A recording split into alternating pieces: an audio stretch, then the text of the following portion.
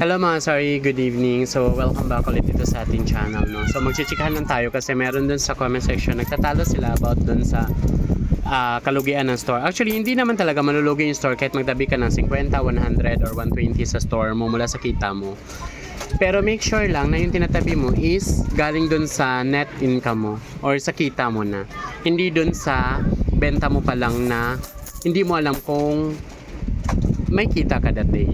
Ang kwento ko lang is, magkano yun? Tatlo? Kung yung 30 lang po. Kung yung tinatabi mo ay yung capital mo lang, hindi lang nagagamit na maayos yung pera mo. Kasi instead of ipamili mo, nakikita ka pa, or bibenta ka pa out of your puhunan, is hindi ka kumita.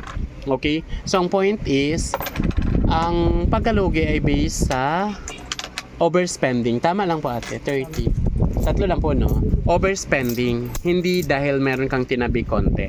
Pero, ang bad side lang doon is, yung tinabi mo yung capitalization mo, yung benta mo, out of it. Imbes na may pamili mo na, or imbes na kita ka pa doon, hindi ka kumita. So, hindi lang na ayos paggamit yung pera mo. Kasi, alam naman natin sa tindahan na pagka tindahan ka, maya-maya meron kang benta. Maya-maya meron kang halin, meron kang sales.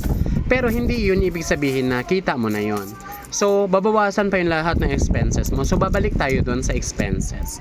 Magkano ba ang patubo mo? Magkano ba yung markup mo? Magkano ba yung expenses mo for the whole day? Doon mo balansehin kung kumita ka o hindi. Pero kung that day, hindi ka naman talaga kumita kasi abonado pa sa expenses, ibig sabihin guys, is kung itatabi mo pa yung pera, is hindi na tuloy nakaikot. Okay? Hindi basihan, pwede kang magtabi, pwede kang hindi magtabi, pwede mong ipaikot yung puhunan mo as long as, lalo na kung may demands. Ibig sabihin ng demands is, lumakas yung tindahan mo. Marami kang mamimili, maraming hinahanap yung mamimili na wala sa tindahan mo. Kumpletuhin mo yun para gumanda pa yung performance ng store mo. Pero kung itatago mo lang din naman yung puhunan mo, bakit ka pa nagtindahan or nag-invest na magtindahan kung itatago mo lang din naman siya? Okay?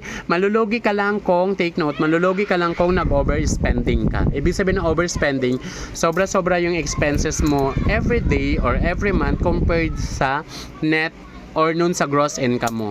Okay? So remember, gross income, less mo ng expenses, overall expenses, or lahat ng operating expenses mo, either magdedetermine yun kung kumita ka or nalugi ka for that period, for that month, for that day, for that year. No? So kung lagi kang lugi, ang mababawasan nun yung capitalization mo, yung puhunan mo. That's why yung ibang store, masasabi na, bakit nung una puno yung tindahan ko, pero ngayon hindi na puno. So ibig sabihin lang, for several years, for several months kang nalulugi, ang nakakain ng lugi mo is yung capitalization mo. Okay, ibig sabihin, yun yung una mong pinuhunan. Unti-unti din siyang nawawala. Kasi nga, palugi ka ng palugi. Nag-overspending ka. Okay, so yun po. I hope you learned something. Kung meron ka mang natutunan, please like and share and follow my Facebook page and my YouTube channel. Thank you so much, everyone.